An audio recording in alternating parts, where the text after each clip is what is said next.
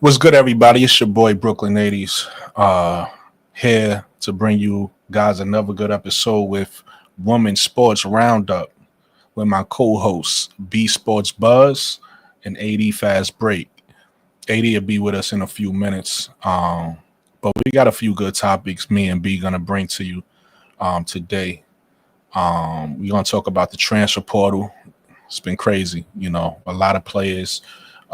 Soon as now that they allowed it to be during the tournament, as soon as they lose in the tournament, you hear news of them jumping right in the portal, right? And then we're gonna talk a little bit about who's responsible for who should we hold accountable, right? The players or the coaches. You know what I mean? What level of accountability should land on both when it start coming to when we start talking about success for these teams, right? And then we're gonna get a little bit into shoe brands because the shoe brands right now they bubbling. You got big names on every brand almost. You got Cam Brink with New Balance. You got Angel Reese and DJ now with Reebok. Adidas got a whole lineup. We just seen their commercial a couple weeks ago with Chelsea Gray, Satu, Kalia Copper, Aaliyah Boston, and the whole list that Adidas has. And we already know Nike has Asia Wilson and Caitlin Clark. So we're gonna get a little bit into that. But before we get into all that, B, how's your week been? The week been weekend, you know. Yeah, It I definitely another feel that. another week being an adult. So Yeah, it what we what gonna it do, is. right? Ain't much we can do about it. Facts, Gotta survive in this economy. So we here. facts. My week was pretty smooth. Had some personal stuff going on that luckily has been resolved. So right now I'm just chilling I'm in a good space right now. But what's up? We gon'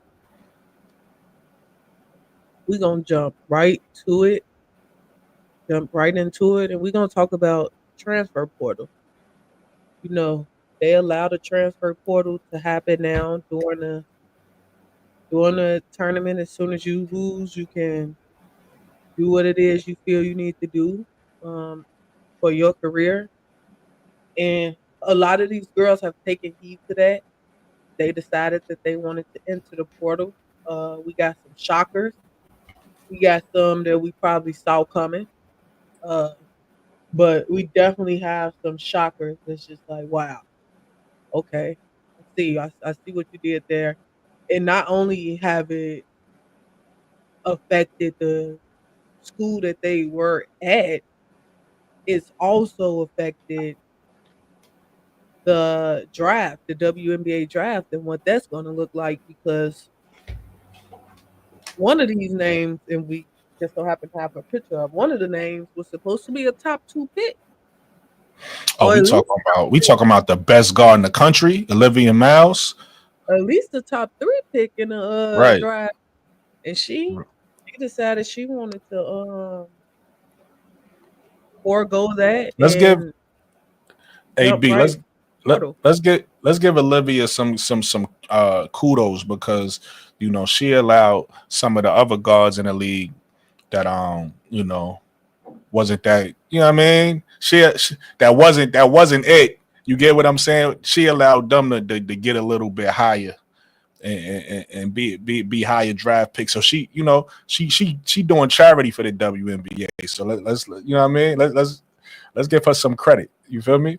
What are you talking about? Hey, she ain't doing no charity. I'm throwing shots at somebody, but I ain't want to say the name. She ain't doing no charity. I'm joking, by the way, people. I'm just playing. I'm just This joking. person is doing what But a person. I feel like this is a smart move. I feel like us as I'm a new WNBA fan. I always let people know that I was a fan of college before I was a WNBA fan on the girls side, and I became just like y'all. You know what I mean? I'm a WNBA fan. I just came just like y'all. I'm selfish, right? So for my selfish reasons, I want these players to come to the WNBA because I want them to make my team better, right? You want to make your team better so we can compete. You already know we both Chicago Sky fans, so we trying to get our team to be able to win a championship. In your case, another championship because I wasn't around for 2021. You was around, so in your case, another chip. For me, I'm trying to see them win a chip. So yeah, I want these players to come out because I know they're going to make my team better. But if you think about it from a CBA point of view, from a business point of view, from a logical point of view, them staying in school actually makes a lot of sense. You get what I'm saying? If they wait till next year, they're going to have bigger rookie contracts. So why come in this year? Right? If you had, because some people don't have the opportunity, they got to come out. But if you have the opportunity to stay a year, why not stay a year? Right? You pass up on a smaller contract that you would have been stuck with for 4 years, right? You able to make more money in college. You able to make your brand better in college. You able to work on your game, make your game better in college. You get what I'm saying? We all know that. Unfortunately, right now, you know, we hoping to change it soon, but unfortunately, right now, if you play in college, you got better facilities, right? You a bigger, you know, you have better travel, even though the WNBA now has the charter flights or whatever the case may be. Playing in college is more like a professional opportunity. You get what I'm saying? So it makes more sense for them on a business level, on a you know, on a financial level, just stay one more year, make the type of money they're gonna make for one more year, make their brand even bigger, right? If they could connect with different brands, make their brand even bigger for one more year, and then come into the WNBA a year from now, where they're gonna get a bigger contract after the CBA. They're going to be better players, stronger players. In Olivia Miles' case and AZ Fudd's case, they're going to be another year removed from their major injuries. So that's going to make their body stronger, and that's also going to make GMs more comfortable. Like, okay, we've seen them play for multiple years now after major injuries, right? So it just makes, to me, it makes a lot of sense when you think about it from that standpoint. But again, like I said, we selfish WNBA fans, right? We want to see our teams get better. So we looking at it from that point. We can't wait to see them come in and make our teams better. I get it. But from their standpoint, it's smart to stay another year. Yo, I want to say real quick, Gamble 310, what's up in the chat? I see you. I see you, baby. Chicago Cheetah. AD in the chat and on the panel. I see you. Yeah, and, I don't know how HD, what's up, my brother? You know what I'm saying? I don't know how to operate and navigate it off the phone and then get it to my computer. You know what I'm saying? Gotcha. So that's my problem. What I do is I have IG open on the computer. That's it. I don't got it. I just have it open as a tab. That's all. I only got it on my phone, IG. I only got IG because of y'all too, by the way. You know what I'm saying? Hey, what's up, B? We appreciate you. What's up, what up, bro? What up, B? What's going on? What's up, brother? Yo, listen, everybody subscribe to the pages. B Sports Buzz, Fast Break, FST BRK, right? That's how your page is spelled. Everybody subscribe to the pages. Come subscribe to the Perspective, man. If this is your first time watching, we talk all things women basketball. So let's get into it. You know, what you guys thought about what I just said about the transfer portal? I don't disagree. I don't disagree. For me, I kind of looked into the future, and I sat on this panel with AD and Brooke, our first episode, and said, "Yeah, they ain't coming out." It was just like, Olivia Miles ain't coming out. Coming out. I'm like, no, she ain't coming out. I just, if you think about Olivia Miles and you watched her and watched the type of basketball she played, she's technically only played 2 years of college basketball. Yeah. 2 years. I don't think she believed that she was ready to come out and enter the draft just yet. I do believe she have other reasons and why she decided to enter the transfer portal and move on from Notre Dame. One being a lack of like NIL. Um, but I just don't believe she was ready. And it's the same with AZ. You have two players who face some injuries in their career so far, and they just haven't had that time to play college basketball or fully enjoy it either. So I didn't see neither one of them coming out. I'm not surprised by them not coming out. I'm more so surprised by Olivia Mouse entering the transfer portal. That was a shock to me. I knew she wasn't coming out. I just didn't know she didn't want to be at Notre Dame anymore. And that Well, was a shock. really quick about that. I'm not cutting you off. I just want to add this, and it's not towards Olivia Miles. This is just in general. Just because a player enters a transfer portal, don't necessarily mean they're going to leave their team, right? That just means they keeping their options open and looking for what opportunities is out there. But they could any player who enters the transfer portal could go back to their team. I just wanted to put that out there.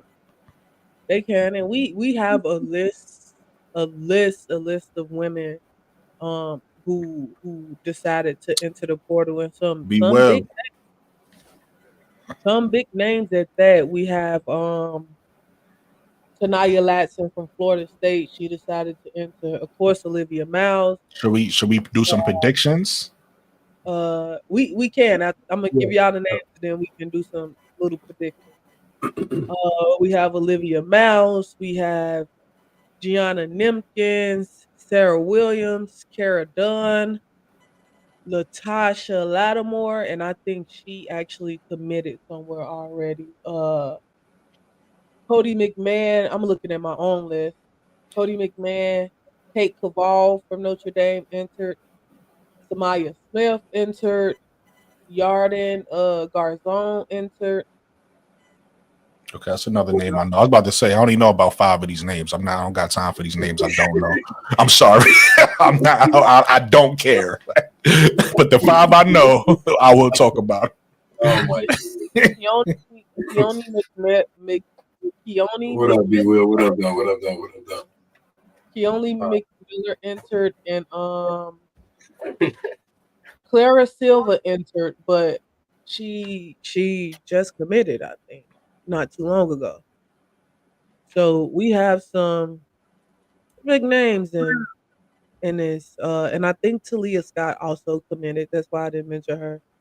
But we got some big names on this list of players who just decided to move on from their current teams to find better opportunities on other teams. AD, what do you think about that list? Any name outside of Olivia Mouse stand out to you? Taniya Latson, the number one name. Her name is she could change the dynamic of a whole team. You put her with the right team, which I think she's going to South Carolina. But you put her with the right team, it's lights out. I mean, she didn't have the best team. You know what I'm saying? Everybody know that. Florida State, they couldn't really compete the way that a lot of these other teams could compete. You put her, you can replace her with any of the top teams, a player on it, anybody going to the four right now, and she make that team probably had an advantage.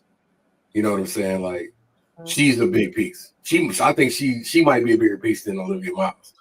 But Miles facilitating, the way she facilitates is big time. She's definitely a bigger piece than Olivia Miles. Scoring wise and defensive wise. You know what I'm saying? But Olivia, when it comes to facilitating, that's what she do. You know what I'm saying? She make her players around her better, and she can still go get a bucket. Tonight is just a bucket. She putting 20 up. We guaranteed, like, it ain't even, you know what I'm saying? Like, you gonna get 20 out of her. You know what I'm saying? Now every game ain't gonna be efficient, but she can go out there and score 25 easy. No problem. And she can play defense. She's athletic as hell. So I see she got the 99 overall, like 2K. You know what I'm saying? Like a creative player. I know this is gonna make me a villain, but I think Taniya better than Flau'jae. I just think Flau'jae more popular. Pro fan talk. What we talking about, baby? Let me tell y'all something, man. I like Flau'jae. I'm a Flau'jae. No, I'm not saying that because I don't like Flau'jae. That's just how much I like Taniya. I like her like that. Right. I ain't gonna cap. But Flau'jae showing me some flaws recently. Man, her last couple games, I wasn't impressed, man. I wasn't impressed. And I'm gonna keep it real. She needed to come back. She announced that she's staying. She needs to stay another year. You know what I'm saying? No knock to her. I want Flage, you catch this. I think you a baller. Don't get it twisted. But I think you still got some work to do. You know what I'm saying? And that's just them last couple of games. She ain't have it, man. I know she got poked in the eye in something. You know, one of them games she was having an issue. She was about to check in, and then they pulled her. You know what I'm saying? The game kept going. She couldn't even get in anyway. They needed to call the timeout to get her in. And she was mad. Like, you could see she was upset about it. But I want to answer the question of the transfer portal that y'all was on at first. I didn't get a chance to go. So, with Olivia Miles in this transfer portal, I'm hearing a couple different things. All right. So, I'm hearing that it may have a lot to do with Hannah, possibly. Right?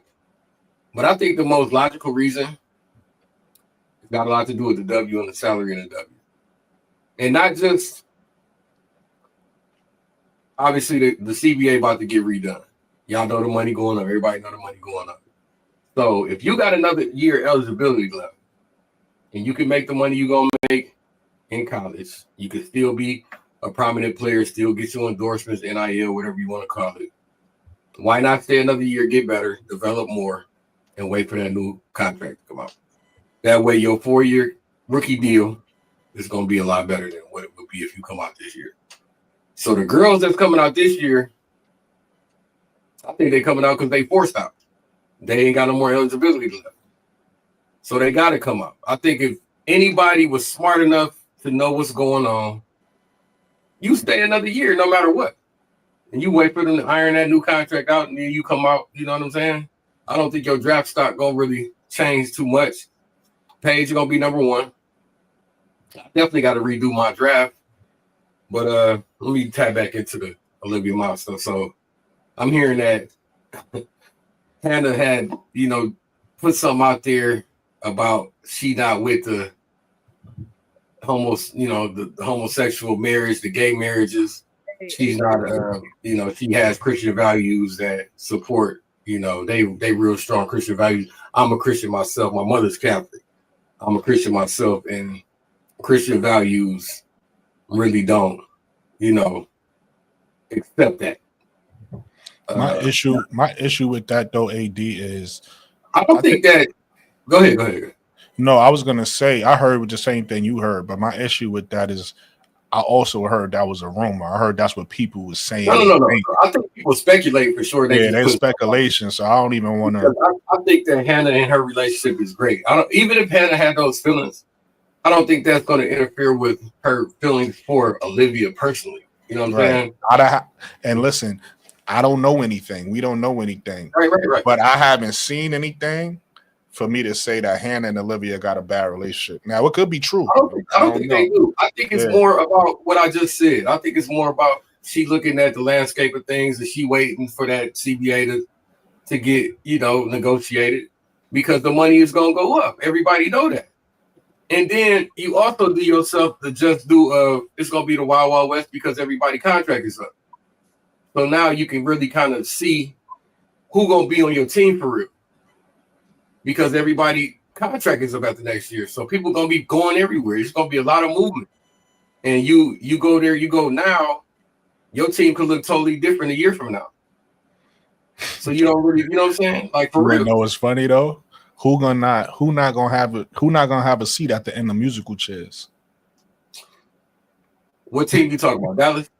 No, I'm talking about people, right? Because think about it. Yeah, we getting 2 more teams next year.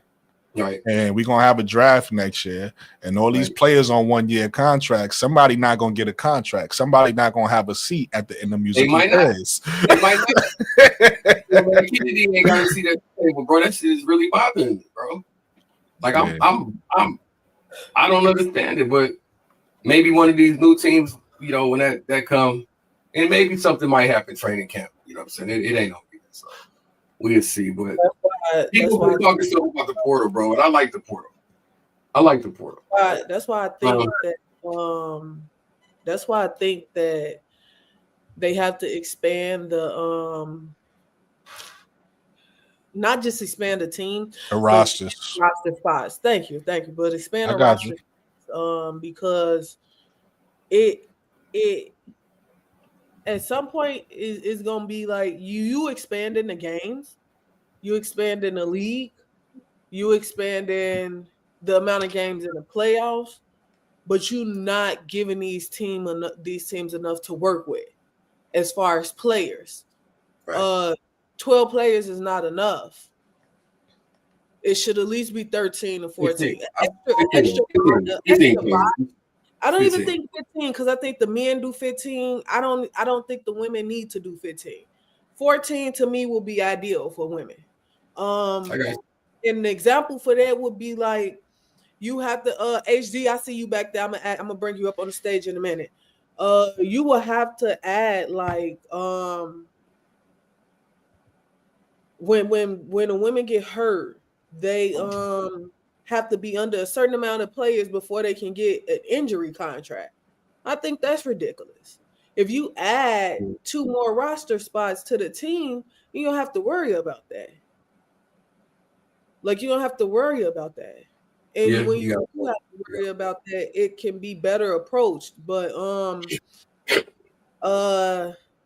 Brooklyn, do you see anybody else on this list outside of Latson or Olivia Miles that you like, okay, this would be a good pickup for a team? Yeah, I saw a few people. Gianna Neekins, Cody McMahon. McMahon. McMahon, that's how she said it. McMahon. That's how she said her name. Cody McMahon, Gianna Neekins, like he said, Taniya Latson, and then Yarz, how you say her name? Yarden. She was another one. Yeah, those are the names that kind of stuck out to me. That those are really good players, and if they go to a team that's well coached and have a solid team, they could be big names next year, and in March. But yeah, definitely Taniya Latson, Gianna Neekins, Cody McMahon, and Yarden. Okay. Yarden Garzon. Where do y'all think Olivia Miles is gonna end up at? I want to know where y'all thoughts on where do y'all think it's best for her, number one, and then where do y'all think she's going to? We could make predictions. We can make predictions. For sure. Yeah, I want to hear what y'all think on both of those. It's like I want what y'all think the best spot is for her, and then where y'all. I mean, we all know. We've been saying, oh yeah, LSU don't have a point guard. Right. That's facts. So I feel like go ahead. B. That's you an LSU fan, right? Yeah. All right, now you talk about it. I'm not an LSU fan. I just support women's basketball. Yeah, you talk about it. I've been saying like Brooklyn said, I believe LSU will be an ideal place, especially if her reasoning for leaving that's where the most money at. Is solely NIL. Good point. What better team has more money than LSU when it comes to NIL? I don't think it's really one out there. Nobody. They got the most money to offer. She's gonna be playing next to a player with one of the biggest brands in Flage. Right. Yeah. So that's gonna bring more light to her. Yep. And then she'll also be able to. So I told Brooklyn this. My idea for Olivia Miles and her game and how I see her game, how I picture her game, I think it best suits LSU and Kim Mulkey's style of play. When I think of Olivia Miles, I see a player who loves a fast break, who likes to get the ball off the rim and go. She don't necessarily need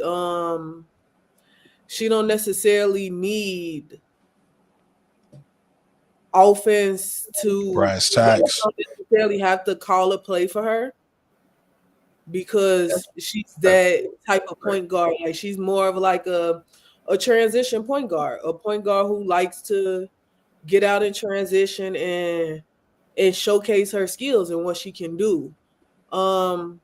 So for me, when I think of a team and what team plays that style of basketball, I think of LSU. I just do. Kim Mulkey likes smart point guards. Olivia Miles is a smart point guard. She do like point guards who can defend a little bit better, but Yeah, she got to definitely we get can work on that. I disagree with that. We can work. I know I'm the minority. I'm probably the only one in the world that disagrees with that because everybody I talk to say the same thing. I disagree. Well, that she can't play defense? Yeah. I disagree with she that. can play defense. I don't think she's the best defender though when it comes to, you know what I'm saying? She plays she's a spotty defender. My opinion is this. First of all, let me say this because this is something I always think when I hear that. And I'm not even saying they play on the same level because the person I'm about to name don't play no defense. But we just seen Chelsea Gray and Unrivaled. She ain't play no defense. First of all, because everybody acting like you gotta have all this defense to play. Oh, she can't survive in a W. A defense. We just seen Chelsea Gray out there with her knees. She couldn't keep nobody. Hold on, let me play my play. She got an injury. That's all she can say. No. I'm not knocking it. I'm just trying to tell y'all. All I'm saying is I believe Olivia Miles. I'm cool with her staying in college another year. I understand it. So this is not a debate about college or coming out. My point is, I feel like she was ready to play in the W. Her defense wasn't a problem to me, right? So let me just say that. That's just one point. The other thing is everybody. So basketball players, people feel like sometimes you can overanalyze a game. Basketball is very simple. You get what I'm saying? So sometimes people have too much time to look at a player and they start like magnifying what they call weaknesses, when we got to realize like certain basketball players are just stronger at certain things than others. Most basketball players aren't great at everything. Like for instance, so we take a look at, I'm gonna use the Mel's game because it's gonna be more familiar to a lot of people and it's gonna be easier to make my point. When we take a look at handling the ball, what's the percentage of basketball players you think Kyrie handles? Not many. It's not that many. You get what I'm saying? When we start talking about shooting the ball, right? What's the percentage of basketball players you think I'm not even going to use a name that's popping out at everybody like a Dame or Steph. What percentage of basketball players you think could shoot the ball like a Luka? Well, look, you gotta hold on. Let me land my plane. But my point is not many, correct? So now when we start talking about defense, people start looking at lockdown defenders and be expecting everybody to play defense like that. Well, guess what? Not many players can play lockdown defense. You need skills to do that too. So to be an average defender is pretty normal, right? So that's how I look at it. I think most people probably feel like she got below average defense. That's cool. We disagree on that. I look at Olivia Miles. I think she got pretty average defense. I don't think her defense is great, but I watched her play and she do a pretty decent job at keeping people in front of her. Now, the argument I heard people say is she can't keep faster guards in front of her. Well, guess what? Most people can't keep fast guards in front of them. So if that's how you judging her, that's telling me your basketball IQ ain't kind of there, right? Because Jordan, and this is my last point, and I'm landing my plane. Jordan was one of the best defenders we ever seen, right? He was a great perimeter defender. AI shook him out his boots. That ain't got nothing to do with Jordan's defense. AI is a fast player. Most people can't keep fast players in front of them. So now when you look at Olivia Miles and judge her off by can she keep fast players in front of her, it don't make a lot of sense to me. She couldn't keep a lot of players in front of her, man. You know what I'm saying? And again, and that's where I disagree because I seen her keep players in front of her. So we just disagree on that. All right, hey, HD, what up? I'm gonna let you go. Hold on. My only rebuttal to that is that in the games that matter, in the games versus a TCU, in the NC State game, in a UConn game, in a USC game, in a plethora of teams from Power 5 schools that's top in their conference. She could not defend those players. Those are the players you're going to see on the next level in your career. Every night. You can't defend them in college. And this is my thing. And I'm going to steal this from somebody else because I heard somebody else say this, but you've never seen a player who couldn't defend in college go to the league and get better at defense. So all I'm gonna say to that, and I'm gonna let something she got to work on now while she's in college. Now we can say we've seen her stay in front of players, but they were playing South Bend JUCO college. Like we not worried about them. Not the players we going. You got to play on the next level. So I disagree. Go ahead. Now I don't want to cut you off. I was trying to wait till you was done. You done?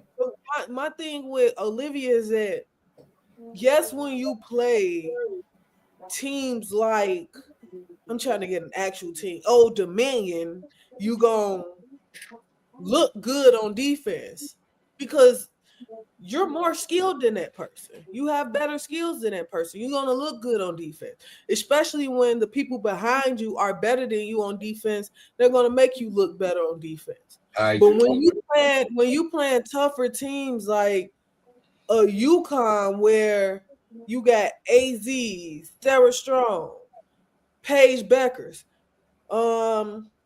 and Hannah got a guard, Kiki Arnold, and Sonia got a guard, Paige. I can't put you on AZ. Who can you guard for me then? So when she get to the league and she see a New York where she's the point guard now, and you on say the Sky, and we got Angel on Slew, and Camilla on JJ, and Ariel on Sabrina. I expect you to be able to stay in front of Ariel Atkins. I expect you to be able to guard Natasha Cloud. But can we confidently sit on this panel and say she'll be able to guard those players? That's hell no. I'll say hell no. Y'all can go. Okay, so this is all I wanted to say, and I'm gonna keep it short and sweet. I'm gonna land with this. I agree with everything you just said, B. I'm not talking about none of those teams. I didn't even go look at none of those teams for my assessment of how she can play defense. So I agree. When it comes down to the top teams you just mentioned, though, I watched her, and I also watched these other players who you said had the guard, the Hannah and Sonia, and I see them get beat on defense too. And ain't nobody say shit. So it's funny how when Hannah get beat on defense, it's cool. When Sonia got beat on defense, it's called like win shares though. Like I'll wait. You know what I'm saying? I'll wait. Yeah. Go ahead, because we always talk about them getting beat on defense. You moving the goalpost now. No, I'm not. I'm talking about players because I went back and watched. Remember, I hit you up privately, B, and I said, send me a game. The game you sent me, they was playing zone. In my mind, I'm like, how are we judging the players' defense off of playing zone? But anyway, getting back to my point. I know it was one player. I know, but I watched that game. And I watched Olivia play the same defense everybody else did. I watched everybody get beat on defense. I didn't watch one player get beat, and I actually watched Olivia play solid defense in that game. So I was kind of confused. Again, it's a difference between lockdown defense, average defense, and no defense at all. You get what I'm saying? So for me, she got average defense, and when I watch her play against those teams that you just mentioned, she guards everybody fine. So that's why I was kind of confused on the only time I seen her get beat was in a fast break situation. And I'm sitting here like, I know we're not judging a play off a fast break situation. Because again, who in their right mind is going to be able to stop somebody if that person is running full speed at you and you got to now try to make a decision? You get what I'm saying? So I didn't really judge her off that play, but I feel like a lot of play. I feel like I was like, this is probably what they talking about. I don't know. Because a lot of people didn't have answers for me when I asked. As you see me ask, I said, hey, because I don't mind. Listen, and I'm going to land my plane with this. I do not mind being wrong. all I asked for people to do was show me the footage of the game I missed. Maybe I missed the game and she was just terrible on defense and I didn't see that game. And you could be like, hey, Brooke, this was the game. Go check it out. And then if I'm wrong, I'll be like, oh, yeah, okay, I see what y'all talking about. I haven't seen it yet. You get what I'm saying? I've seen her play, like I said, again, average defense, and I think people want her to be this immaculate defender or something like that. But that's a skill set not everybody has. So I just think it's kind of overblown. It's the same thing I said about Taniya Citron when people told me, oh, she need to work on her dribbling. What she need? Kyrie handles? Like, what do she need? Her dribbling is she got basic dribble. Most basketball players got average dribble. Like that's if you know basketball, most players are great at certain things, and then they basic at certain things, and then there might be certain things that they can't do. It's only a handful of players that's elite at multiple things, and that's why those players are those players. I just want to introduce two people we got on the panel now. HD, my guy, and Court. We bridging the gap. Court came over here from. She be in a lot of the WNBA spaces with me. We're in a couple of group chats together. So we got Court on the panel. Salute. What's up? If y'all got a take on anything about people who enter the transfer portal, what schools y'all think they should go to, what schools fit their play style better, or any comments on Olivia Miles and her bad defense. Like I said, I'm cool with being a minority. I'm from Brooklyn. You got to be built that way when you come from where I come from. I think I have a different opinion on Olivia, right? So I feel like Olivia should go to LSU. Kim will allow her to be herself. If she goes to a college like UConn, she has to tame who she is to play for Gino. So I feel like if she goes to an SEC team, she can be herself. And I feel like the best SEC team to go to is LSU. You have Flo J, you have MK Williams, and you have all the transfers that's coming in. They might get Cody. So I feel like that would be the best spot for her. Facts, I agree. I think she should go to UConn. I don't think she's going to go to UConn. And I think she's going to go there because it's close to her home. I think she want to go back towards the crib, man. She's from Jersey, so. Yeah, that makes a lot of sense. I didn't think about that. That makes sense. Connecticut ain't too far from home, so she can go back, get a home cooked meal whenever she wants. You know what I'm saying? And then you in the spotlight. UConn is UConn. You know what I'm saying? And if you step into that jersey, you know what it comes with. You still got Sarah Strong, one of the most dominant forces moving forward. You know what I'm saying? She's going to be in her second year. Look what she's doing in her freshman year. Hazy's still going to be there. They're going to get, they're going to get some top talent coming in there. Is UConn. Is she going to run the show for Gino?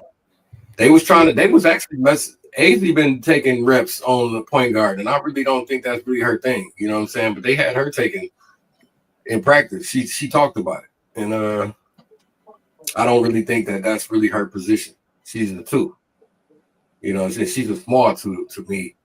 I think Hazy like 5'11", 5'10". You know what I'm saying? I don't think she's quite 6 foot, but I mean, I guess for girls that might not be too small, but she's a two. She ain't really no point guard. They need a point guard too. Hazy's out of there. It'll be a good spot for her. I don't know if it's the best for United though. Yeah, I don't disagree. I don't think she can go wrong with neither team. Yeah, I was about to say that. I agree with both teams. Either team, but what about Duke? I think she goes to those teams for different reasons. What about Duke? I like Duke. I can see Duke for her. Because think about it, B. Duke got a bunch of wings around her. They can help her. Like if somebody beat her off the dribble, she can be comfortable. She can sag off a lot. She don't have to be on ball all the time. Plus, you got an Ashlyn Jackson who plays within the system. She can hit her either in transition or in half court. Ashlyn can run it, and then Olivia could either run off screens or catch and shoot or create her own shot. And plus, they got Toby Fournier. This is going to be her second year. She's a big who can run the floor as well in transition, and you can run the zone because you can keep her in the back, do it like they did Caitlin Clark this year. She can get the rebound, run full court run full court, and they can speed up the offense. So I think that'll be a good shot for her. I don't like UConn. The reason I don't like UConn is because Gino's an a-hole, bro. You got to be able to handle that. And I don't think if you couldn't handle Neil Ivy or Hannah, I don't think she'll be able to handle that.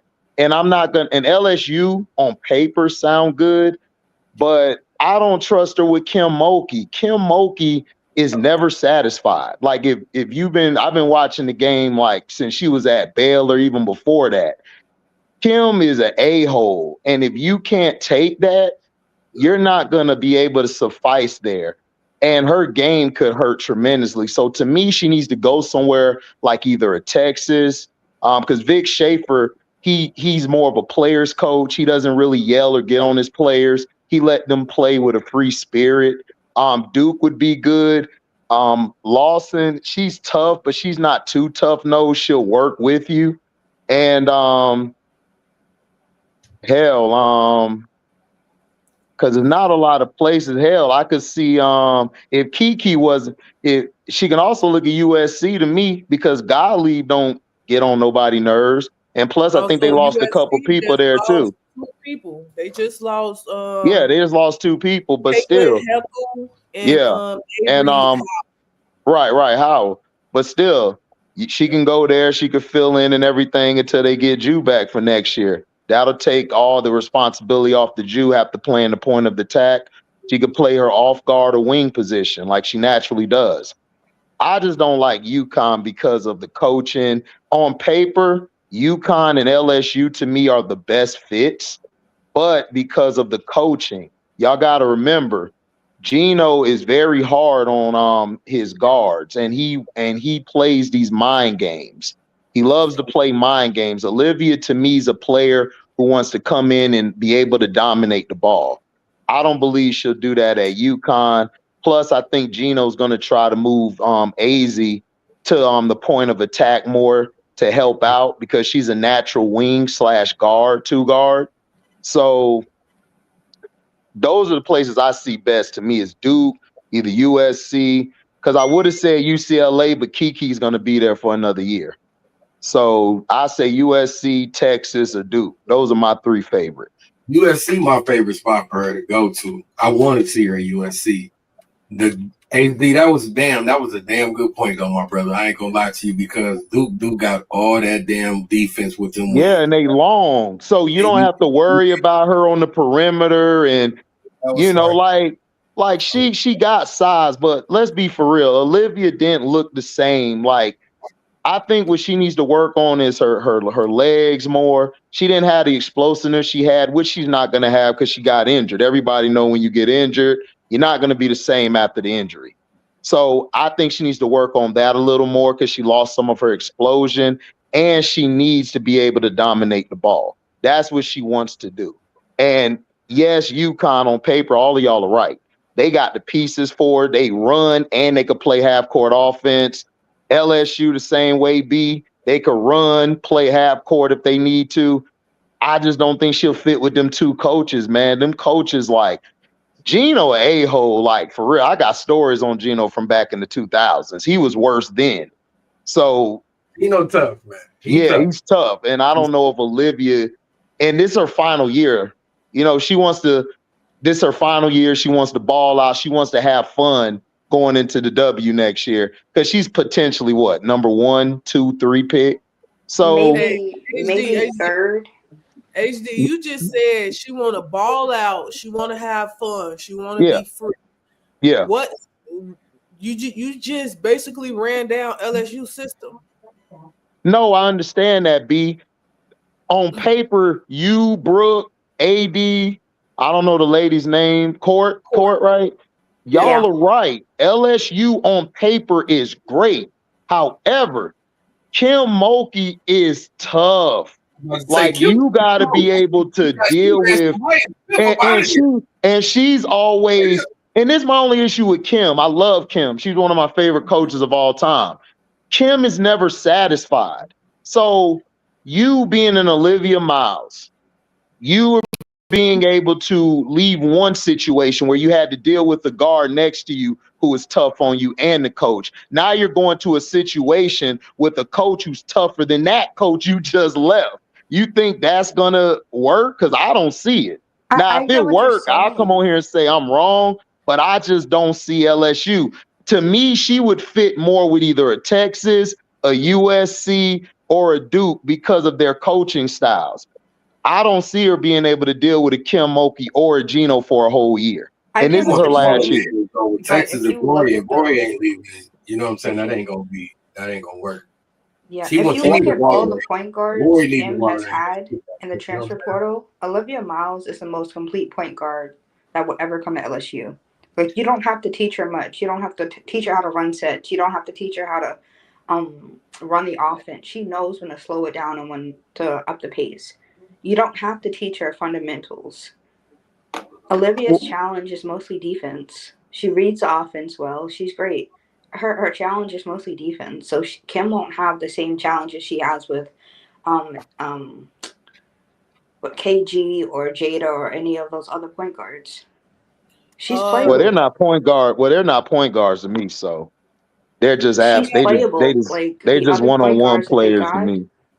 the I other got a point guards that question they got in the portal, they Brooke. weren't playable. Like, you had 4 point guards on that roster that weren't playable. No, you could have played him. Kim just don't play him. Kim is like Tom Thibodeau. She only plays 6 or 7 people. That's it. She's not gonna go deep into her bench like, oh, I'm gonna go and pick this player or that player. This player ain't giving me nothing. That's not Kim. Kim only trusts 6 or 7 people. That's it. He And if she said, throws you out there, she just throws you out there. But I'm just saying is that it's not about the teaching. Olivia Miles don't need to be taught nothing. She's if she ain't learned nothing by now, then why are you even in the top 3 to me? So she already knows the game. So the problem is going to be now with the personality and allowing her to have full autonomy of the offense. All I'm saying is Kim and Gino at times they are very how do I say, they're very crazy over the offense. They love controlling the offense. They don't really allow their guards. Even back with Alexis Morris, when she played, Kim didn't allow Alexis to do whatever. She would tell Alexis what to do, and Alexis would go and do it. So she likes to have control of the offense. She's not Vic Schaefer at Texas. The reason it'll work, Vic Schaefer allowed his guards to do whatever they want. He allowed Preston or Rory to pick between who gonna bring the ball up, who gonna come off the screens, who gonna set the offense up. A lot of times it's Madison Booker running it from the wing because of her play style. She's dominant, but she can play off the ball. So it's gonna come down to that. As far as teaching, no, Court, I agree with you. She's the most complete guard in the portal. I'm just saying, y'all got to understand these coaches, Kim and Gino, are very old school and hard nosed. Yeah, they may be doing TikToks and they'll be light with you, but when it comes to in between them lines, they're going to cuss you out. And I don't know if she can deal with that because she just left a situation dealing with 2 people who got on her in Hannah and Neil Ivy. And Kim and Gino are 2 times or 100 times worse than that. So that's all I'm saying. Now, if you're telling me she'll make it work with Kim, if y'all could tell me, I'd be like, all right, bet. But LSU and UConn on paper, I have no disagreement. Those are the 2 best places. I just don't think it'll work because of the coaches. That's all. that's my transition too, and my question to Brooke. We're hearing rumors, so rumors around Olivia Miles and why she left, possibly being due to the coach, her teammate and Hannah, not the stuff that Hannah did off the court. I'm not talking about off the court with Hannah Hidalgo. I'm making it clear right now. That's just not something I want to bring to our platform because we're not here to do that. But I do want to talk about her on the court play and how sometimes Hannah has free reign to just do anything. And we seen it in Rutgers with Keomi McMillan when she had like a free reign. I don't know if you remember the videos of Rutgers basketball when like she was just dribbling away, and her teammate was in the corner doing jumping jacks wide open, and she crossed over and ended up making a layup, making a shot, but she dribbled the whole 30 seconds away to get her own shot. And her coach ultimately benched her in the game versus USC. She didn't, she was a DMP for that game. And then we see the situation with Malaysia for Wiley where she's still coming off the bench behind a player who we can almost all collectively on this panel agree that she has more talent than. How do you feel about coaches and how should they be held, have more accountability on disciplining their star players and how they handle situations such as like a Hannah, a Kiyomi, Malaysia still coming off the bench? How do you feel about that? I don't know. I think I'm gonna be in a minority on this too because I feel like players need the ability. So if you asking about in general, if not just about Hannah, right? If you asking in general about all these players needing, then I feel like players need room to grow. Players need room to make mistakes. Players need room. You don't want to take away a player's creativity. You get what I'm saying? So I understand the people that's like, oh, discipline, like in Malaysia for Wiley's case, people feel like it's great for her to be on the bench. I actually feel like she'll learn more if she had more minutes, right? Like her being on the bench is almost like keeping a leash on her. You know what I mean? So I think players like that, they need more room. Let's use Kennedy Carter, right? And Kennedy Carter is probably the best example of this because last year, if you remember, she came off the bench and she was basically like a sixth woman for Chicago, and she played great in her role, right? So this is kind of to your point too. She played great in her role for her coach, who gave her limited minutes to try to keep her contained, right? Well, she ended up being the best guard on the team. They had to start her. And that was the best thing Chicago could have did because now Chicago had an offense and somebody to build around. And she played well in the offense. I know the narrative on Kennedy Carter is that she's not a team player, but she played team ball last year. I seen it. I watched it. So when you have players like that could create their own shot, like a Kiyomi McMillan, she just need a coach. So you got to realize, and this might be history. This might be I might be teaching some people with this, or I might be helping some people remember with this. But if we remember AI and we remember Coach Brown, AI and Coach Brown had to meet each other in the middle. AI didn't humble himself all the way and just play Coach Brown's system.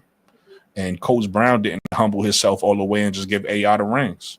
They had to meet each other in the middle like men and figure out how can I coach you and how can I play for you. And they figured that out, and AI had an MVP season. You get what I'm saying? So when you take a player like Kiyomi McMillan, when you take a player like Hannah Hidalgo, and you take players like Fuwali, they just need coaches that's going to meet them in the middle. Hey, I'm going to allow you to make mistakes, but I'm also going to coach you. You get what I'm saying? I'm going to help you get better because I want you to be the best version of yourself, especially when you go to the W, because you can't, in somebody like Kiyomi McMillan's case, you can't be out there on a team playing 101 ball, especially when you go to the W. You got to learn how to do what you do in a 5-on-5 in a team basis. You get what I'm saying? So yes, to answer your question, accountability got to be placed on these coaches to coach these players.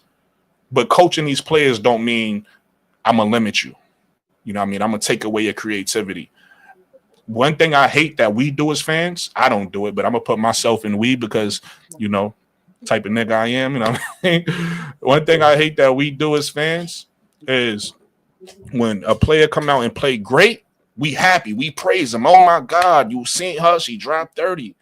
But players is human. So if they play that same game and play bad, we like, oh my God, she shot too much. She did that. Well, you loved it a week ago. You mad at her today because it looked bad, but you loved it doing the same shit a week ago. So I'm not like that. I don't be like on these players like, oh, look what she did this game. She done did. Nah, I understand that these players, the best experience is the best teacher. These players got to learn, they got to grow. And when you're a young player and you got all this talent, sometimes you do shoot too much. Sometimes you do something too much. But again, to your point, it's up to the coach to coach these players and say, hey, let's go sit down and look at this film. Let's go see how you could have played better. Let's go. Somebody should have sat Keone McMillan down and said, look, when you was doing all this, your teammate was in the corner. That was an open shot. So I don't want to take away Keone's I just want to open her mind and say, when you hiring, you got somebody over here you could have just dished it to instead of making a layup. If that makes sense. Girl, I know. I just want to say this real quick. I'm gonna let you get your point off. I was transitioning to you next. Yeah, I was gonna ask you about do you think that could be part of the reason why someone like Olivia Miles would enter the draft? Knowing that she has a similar teammate that's similar to Keone, who can sometimes get deep in her bag and forget that it's for the players on the floor. Go ahead, AD. Absolutely, 100%, man. If I'm being real, if I'm being real, yeah. I mean, shit. Hannah was out there doing what the hell she wanted to do, and that's the fact. It was many times I seen Hannah, and y'all know I love Hannah. Everybody knows this, great. Everybody knows what time it is with me and Hannah. I love Hannah, and I keep it real. There's a lot of games where she do too much. It's just a fact. It'd be times she come down, she looking people off and just taking shots. They wide open, jumping jacks, spin around, clap your hands in the circle, do a motherfucking kick in the air. Where the ball at? I'm over here. She don't give a damn. You know what I'm saying?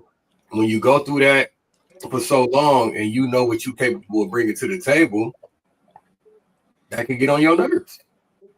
I'm just saying, like, when you know you could have made a difference in the game if you had opportunity, and you got somebody on your team that just want to play hero ball at times.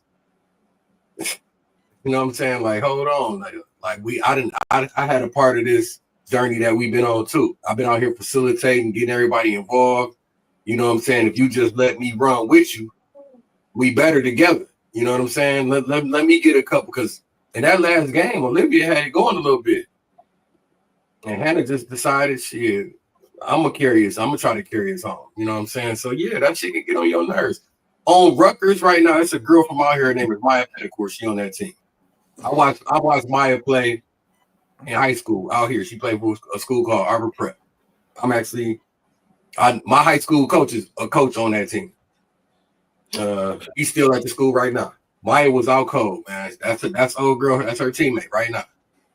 Look her up. Light skin with the dreads, little Maya Petticourt. Girl was savage. They call her Money. You know what I'm saying? But I don't know, man. It's a lot of, you know, everybody speculating why she decided to go in the transfer portal. When you got a team that had a run like they had and lost some games, I feel like they should have won. Everybody gonna speculate and say, why would you break that up? But don't nobody know what's really going on. You know what I'm saying? She might have been feeling like that at the beginning of the year. Now it's time that she can move on.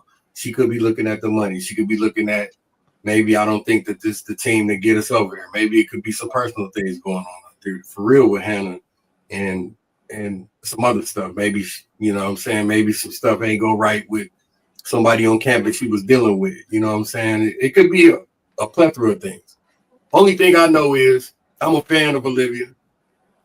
I hope that she makes the right decision where she goes next. I'm going to follow her career, and I'm going to be a fan of her, whatever team she goes to. I actually want to see her on USC. I want to see her play for USC because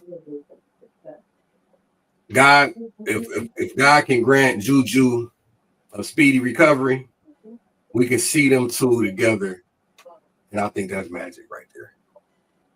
If you give, and don't get it twisted, because Juju is just like Hannah. She a bigger, better version. You know what I'm saying? She's a bigger, better version. You know what I'm saying? Hannah is actually my favorite player in college. Just because I like small guards, that's something personal because my daughter.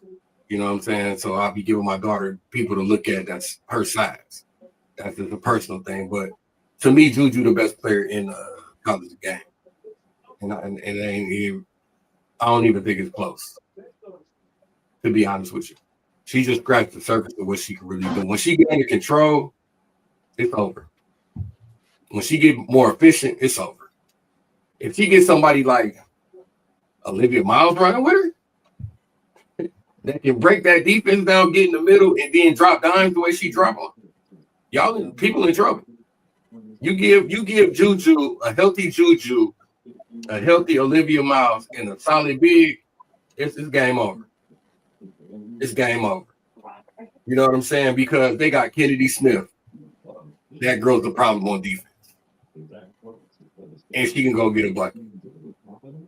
Juju play defense. You see what I'm saying? So we know Olivia got her shortcomings when it comes to the defensive side, but man, I want to see that. I just want to see that personally. But yeah, to answer your question, B, if somebody coming down and just chucking shots up, doing just going crazy, man, and you know that you could, if you give me an opportunity to do some things, yeah, that could force you out the door. And then like you salty too, like right after you lose and y'all lost a couple close games that you probably should have won at the end, and the chemistry just kind of seemed off, and then you just taking off for 30 shots. And everybody else kind of, what I'm saying, because they had a squad, man. Like, King can ball. Westville can ball. Citron can ball. Like, them girls can hoop. You know what I'm saying? You got girls that can carry. They can carry it. They can carry it, like, for real. You know what I'm saying? So, Hannah didn't have to do all that. You know what I'm saying? She didn't have to take on all that role. Like, pass the ball. Move it around. Maybe that'll open it up for everybody else. They know what we doing. They know you coming down about to do something. I hated to see it. It broke my heart, man. But that'll make me want to leave. I want to get to Court and HD and let them touch on this topic real quick, because we kind of see two sides to this coin. We see what's happening in South Carolina with Malaysia Wiley. She's on the bench, coming off the bench behind a player who she has more talent than. We know that. And then we see like a Hannah who's starting but not being disciplined. How do you properly, as a coach, hold a player accountable? Like, how do you discipline them but still allow them to be who they are? Go ahead, Court. I feel like you got to do what Gino does. Like, we've seen Gino multiple times, whether it was Paige or it was Fudd or anyone else. He pulls them out. If you're playing like you have low IQ, he's going to pull you out and tell you about yourself. You're not going to be in the game shooting over 4 people when you have 4 different teammates wide open calling for the ball. You're not going to be dribbling 25 seconds out of the 30 seconds shot timer and just throwing up anything. You have to put most of this blame on Neil Ivy, because she allowed this ball hogging. She allowed this last season, and she allowed it this season. It's not needed. You have your point guard back, someone who's going to run the offense for you. You could have probably gotten easier shots if you allowed Olivia to run the offense. I feel like that's one of the reasons why Olivia wanted to leave. Like, I'm a point guard. She went from averaging 8 assists to barely 3 to 4 assists in the second half of the season. She cannot run the offense when Hannah is going off the rails like that. How could she get everyone going when you have one player taking a third of the shots? It's not going to happen. I agree. I feel like 50% of it is Neil Ivy's fault and 50% of it is Hannah's fault, because there's no way in hell that both of them are not looking at film and seeing what's going on. You have to correct your own behavior too. Especially if she wants to go in the W, you're not going to be playing in the W playing like how she is now. No one wants to play with someone like that. And HD, because HD is probably one of the more true South Carolina fans on this panel. I just want to get HG thoughts on like Malaysia for Wiley still coming off the bench. Do you think there is a way to, because I know a lot of people say, well, she's coming off the bench because she's not fundamental. The article, for example, they said that she's not fundamental. She learned how to play basketball from mixtapes. They just said it was just a lot of stuff said about her not having the fundamentals, not having the basketball IQ, not having this, not having that. Do you think is a way that you can start her, but still teach her and discipline her from the starting lineup? Because for me personally, I believe that she's a talent that shouldn't be on the bench. But if Fuwali started on the team right now, she'll be another Kiyomi McMillan. You think so? Okay, go ahead. Yes, she would be. She would be. What Don is bringing to her is she's trying to teach her how to play within the game. Because if you notice, when she went against Duke, she wasn't as effective as she was against a team that may not be as long or big as Duke. See, she had the chance against Merlin, and it's Merlin, all my people out there in Baltimore and everything. They basically she had a mismatch all night going against her. So she was able to do what she does. But when she went against Duke and she tried to do one-on-ones, Jackson, Reagan, they was taking her out the game. So what she needs to do is learn how to see the game and how to play without the ball in her hands, because she'll be even as effective. Because look at the best players in the game like Paige, right? Paige can either kill you with 12, 13 assists, or she can kill you with 30 or 40, easy. I mean, she can play with or without it. The reason Fuwali's not playing is because of when she goes one-on-one, she makes bad decisions. Like when she'll get on a roll playing inside the key and she gets to the hoop, she'll mess around and shoot these dumb threes damn near from the logo. Yep. That's the only reason why Don pulled her out, is because she's taking these stupid shots. It's about her coming to a decision like, okay, if I'm cooking within this many feet, I'm going to keep attacking until they stop me. Then when I get back to my spot, let's say the defense collapse or they're hedging on me, I can see one of my players on the back door where I can wrap around with a pass, or I can bounce pass it to that player. Fuwali does that at times, but most of the time she makes dumb mistakes. Even in the losses they had this year, Don played her the minutes. She wasn't effective. So when she's not effective, you got to pull her out. Now, Hannah Hidalgo, I'm going to be real with y'all. Everything y'all said is cool. I don't think they respected Olivia Miles from the get-go. I don't think it had nothing to do with Neil Ivey needing to do this to Hannah. I don't believe Hannah and Neil, I think they looked at her like, whatever, you playing backseat. And that's just how it was. And Olivia Miles, at times, when you're the floor general on the field, on the court, just like when you're a quarterback on the field, if nobody respects or you command that respect, it don't matter what you do. Nobody's going to follow you. Whether the coach even forces it, oh, y'all need to follow them. I think the coaches have sat down and talked to Hannah. I think they sat down and talked to Fuwali on South Carolina. I think they talked to Kiyomi. I think they talked to Kiyomi multiple times. I just think Kiyomi is around bad people. Her manager is Floyd Mayweather's buddy, and I got a friend who personally knows Floyd Mayweather, and I don't want her even with that management group. To me, she needs a whole nother management group, and she needs to, of course, get somebody in her corner that says no to her and have her actually learn and actually know how to play and be a professional. Now, she can go somewhere else, right? And she could do the same thing. And she could do all this one-on-one basketball. If you don't know how to play with a team, you're not going to last long.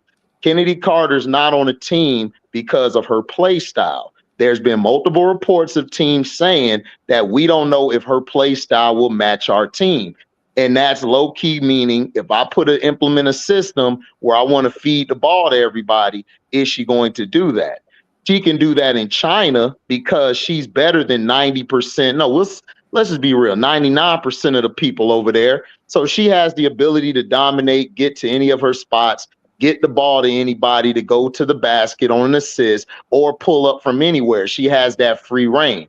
A lot of these coaches in the W have ego problems. Now, would I take a Kennedy Carter or a Kiyomi on my team? Yes, I would. However, you would have to put players around them who have no problem with taking less than 5 shots. They all got to be like, you know what? You take all the shots. We'll shoot when we can when you're in trouble, and we'll play defense. That's what they did for Allen Iverson. That's how the Sixers were successful, because they all said, you know what? You dominate the ball. You do your thing. Wally, the same thing. If she's to play somewhere else, the coach going to have to say, oh, we're just going to put the offense on you, and whenever you pass it, cool. Everybody has to be on one accord to say, we're just not going to take shots. It happened with Russell Westbrook, too. That's why it was successful after KD left, because everybody said, we're going to let you dominate the ball, do your thing. That's just what those type of players do.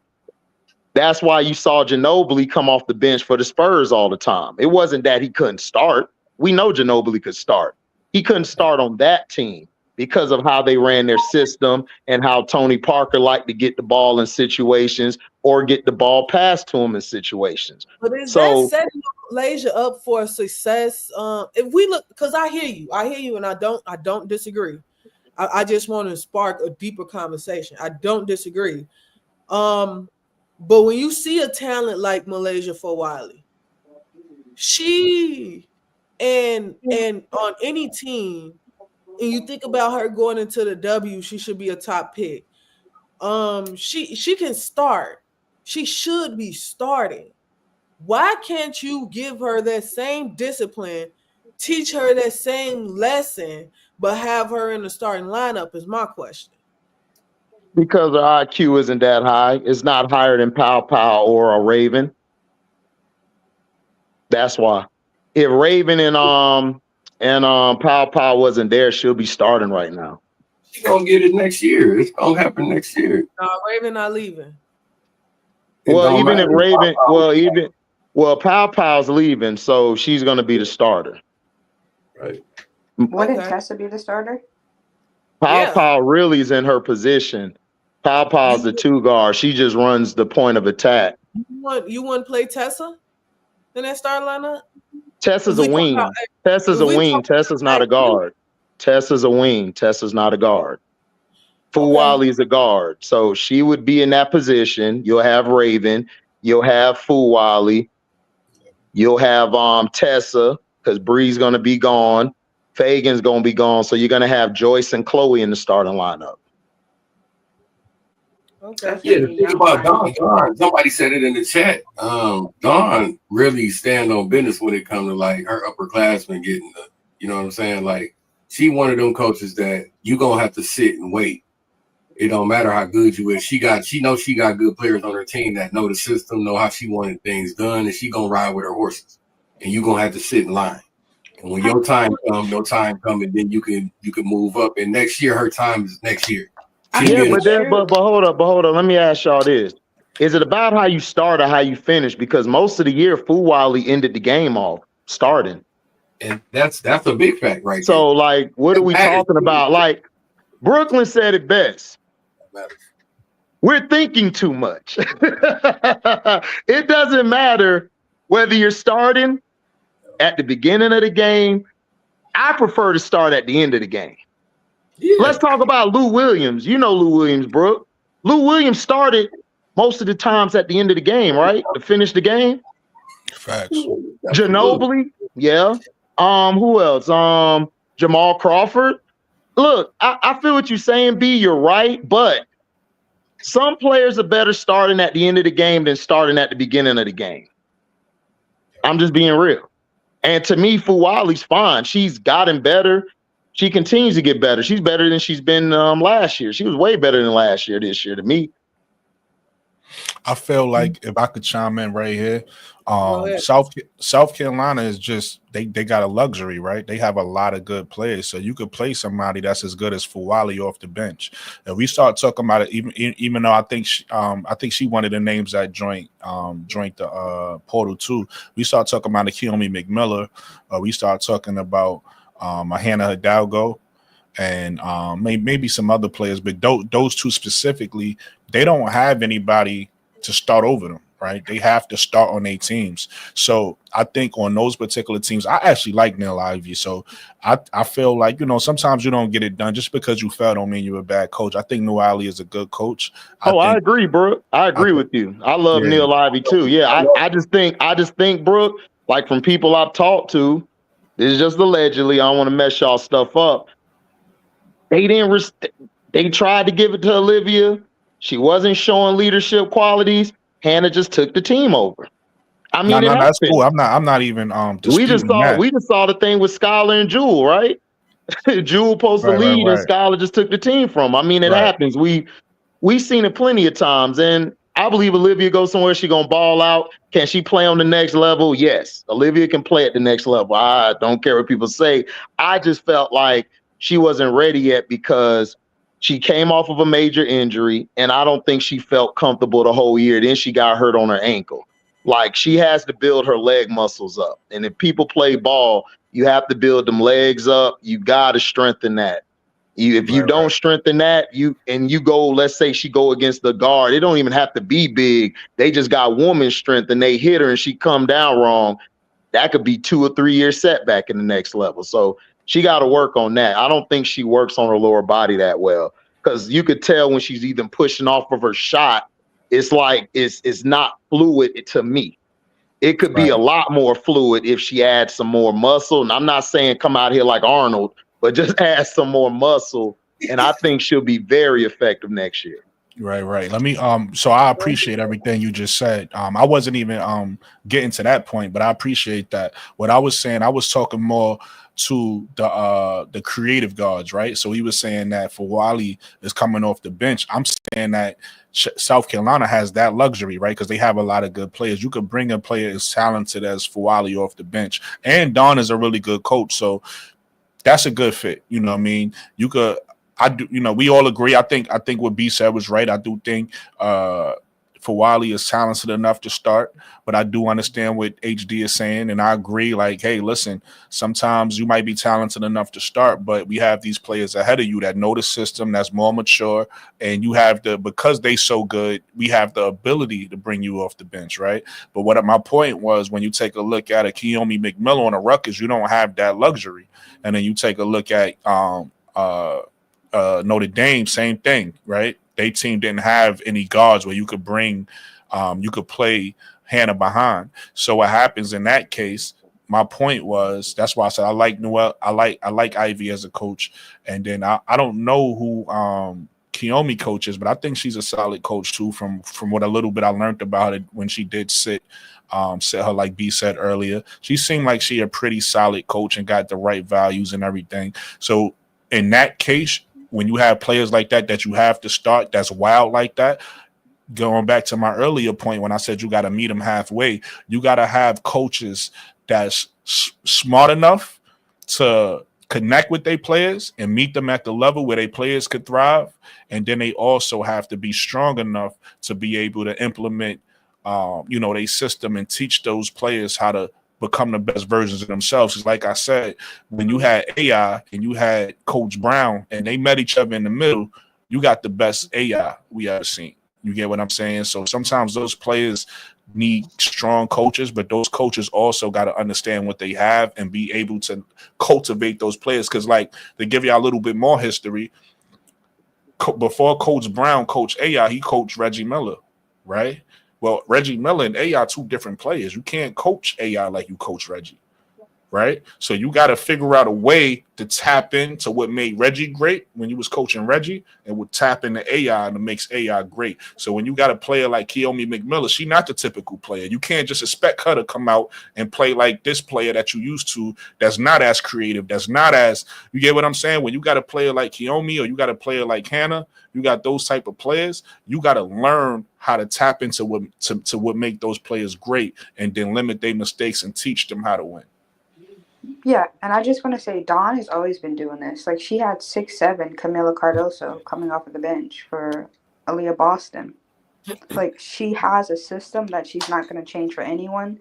No matter if you're a star player or not, you're going to play by her rules. And if you don't, you're not going to play for her.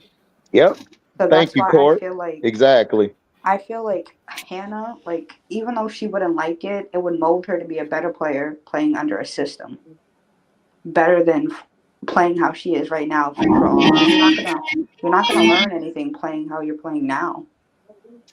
You're not gonna learn how to be a team player, which you need to be when you come in the W. Because when you look at all of the great and the best players in the W, they're team players. You look at Asia, she's a team player. You look at Chelsea Gray, she's a team player. Look at all the greats, they are team players. You have to learn how to play team ball because you're not gonna win a championship by yourself. And I don't disagree with y'all. I've been reading the comments. We're not questioning Don is a stretch. We're just talking about how each of the different coaches handle players who need a leash differently, and how it may look. And I agree. I agree. For Wiley is a talent. She's learning some of her best basketball with coming off the bench. This comment says starting to coming off the bench does affect your money though. And I agree with that because she's probably one of the more talented second year players, but I don't think yes, she's with Under Armour and Steph Curry, but I think it's more she could have if she Hey was B, starting. where you got to rank? Where you got to rank for the second years? How do you got the order of the top? Juju is one. Yeah. Juju is one. Are we doing talent or are we doing I don't care about all that. I want B. I want B Sport Buzz to tell okay, me, right? Because you know how I get down. You know I come with the shotty through the door. I don't care. I'm gonna say how I feel. Who my top three? Who's your top three? Who? For me, I have Juju, I have Michaela Williams, and I have for Wiley. Exactly. That's the three. I like Hannah. I like Madison. I like Hannah. I like Madison. I think they're going to be great players. How'd I know you were going to say MK? I was like, this woman's going to say MK. She better said MK before I go on. You know that I am a Michaela Williams shooter. I always tell people that if you ain't on that island, it's closed to new fans. We ain't letting nobody else on this island. Don't hop on once she hit that peak. But I do agree that starting and coming off the bench can affect the money you get. I don't think it will be a concern for her right now because she is with Under Armour. People do know who Malaysia for Wiley is. They know who she is. Could she have more opportunities? Yes. But I think she's going to appreciate learning discipline and learning the proper way to play basketball to better her game more than the little deals she could have got while she was coming off the bench. Because once her game becomes better and she becomes really a top player, those little deals she missed while she coming off the bench won't matter to the big deal she gonna get once she become the top of the top. So I just think that's just you gotta weigh it right now. You gotta look you gotta weigh your future versus now. And I think Malaysia for Wiley and what she's learning from Adon Staley is shaping her future to be one of the best players to go into the draft in her year. That's what it's doing. It's also teaching her, like, some of these star players that's going in the W, they're not going to come in and automatically start. It's Nope. also teaching her how to be a role player because all of these players, they're not going to be a star player no matter what. You can be a star player in college and then come back and be a simple role player in the W. It's teaching you how to play the system in the W also. So you don't come in and have a big ego like some of these players do. You hear stories about some star players in college, how, like, look at Alexis Morris.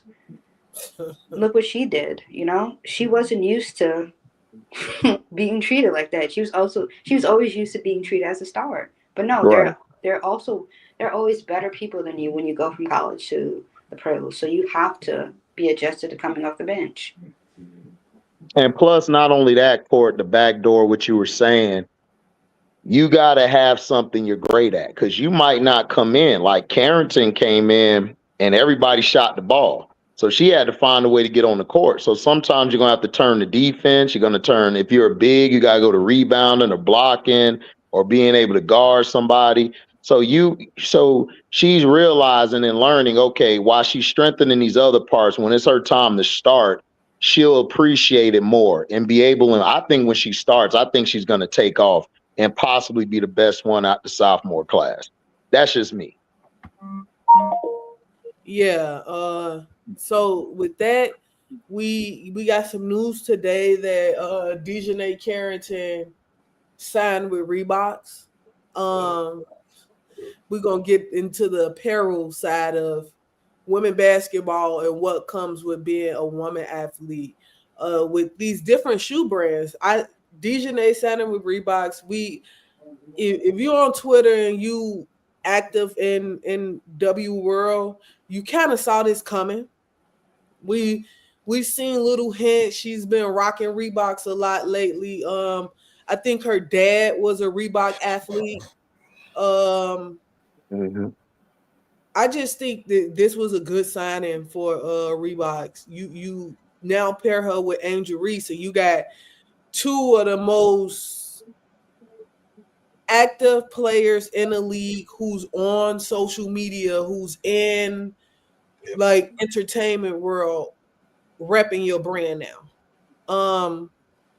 How do you guys think like these different brands weigh up against each other? Like Nike, Reeboks, Adidas. Now we have athletes who's with Skechers. How do you think their rollout of their women athletes match up against each other? I feel like Nike is doing the best so far because, like, when you think of female athletes, you think of a Nike athlete because they're the ones that promote their athletes more. Like Reebok, they're not even promoting their athletes, whether it's men or women. I don't know what they're doing, but if you want to turn a profit, you have to spend money. Promote these women. They are marketable now. Promote them. Like, we all knew Dejanay was a Reebok athlete, and it took them months to just say anything. They haven't promoted Angel since when she dropped her line, and she's supposed to be the face of Reebok. Like, what are they doing? I think Adidas just came out with a commercial, but no one's really talking about it. I just think they have to be better at marketing their female athletes, point blank, period. Because you can make a lot of money off of them now. Yeah. They have to hire the right people. That's what I think. Until then, they won't turn a profit.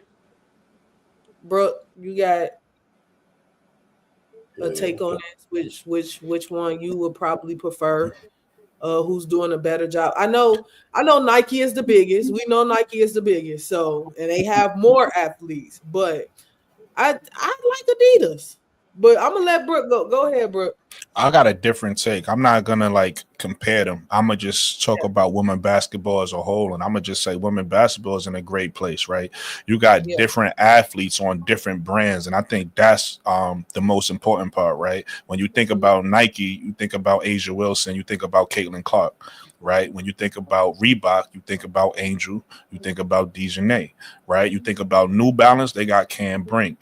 You get what I'm saying? You think about Adidas, they got a whole Balance. That's a good one, Brooke. You got Skechers. Hey, Skechers too, Brooke. Who Skechers got?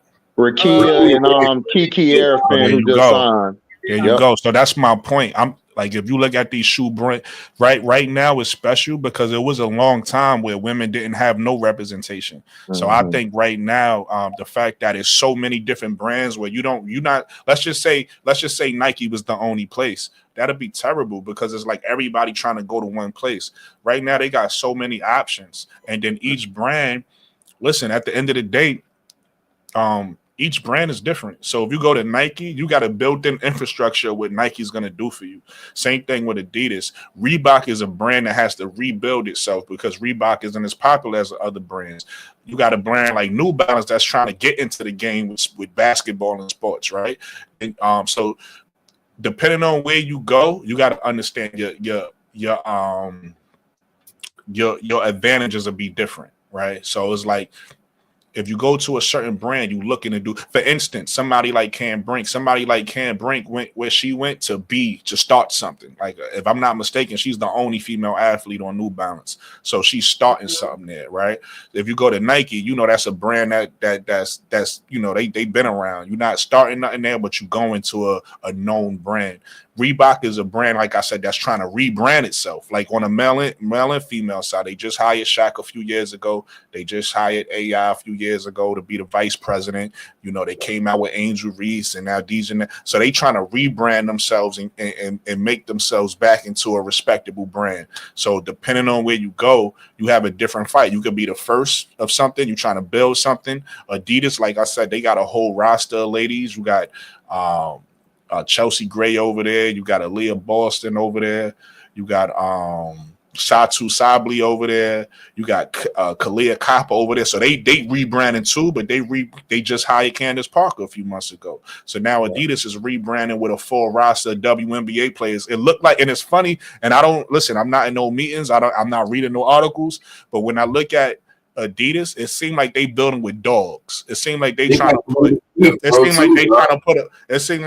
put a roster of girls together that they could ball, right? It seemed like that's what Candace Parker vision is. When you look at Reebok, I don't know if this is what they doing, but if this is what they doing, I'm on board. It seemed like they trying to get a team full of baddies. It seemed like that's what they doing. I don't know. If that's what they doing, I support it. You get what I'm saying? So it depends. And like I said, you go to New Balance, Cam Brink could have went anywhere. She like, nah, I want to go start something. I want to start this on New Balance. You know what I mean? Rakia, same thing on Skechers. So it's like, depending on where you go, you got a different advantages, different disadvantages, or whatever the case may be.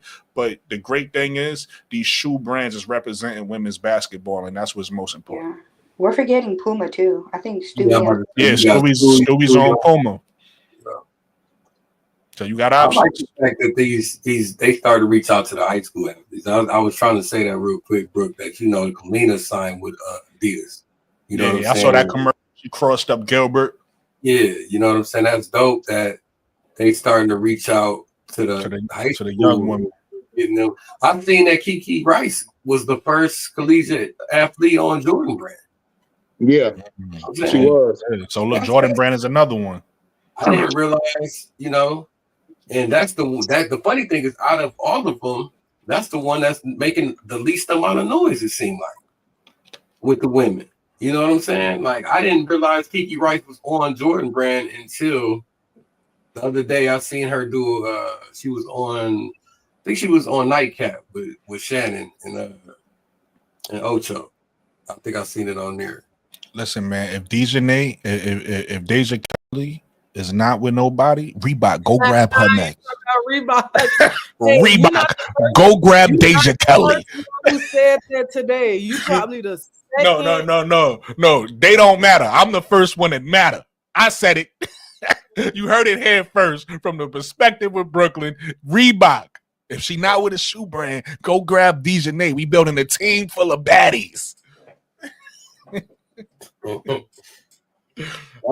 was a smart signing though for them, because she's all over social media. She's got a big following and a W. She with Nike. That was a good pick. Nike doing a bad job. Reebok, go get her. Nike's Nike. I don't think nobody going to have her out here. I think Lexi Brown I like is Adidas. under. I like Adidas. Lexi Brown, I think, is with Reebok. Yeah. Yeah.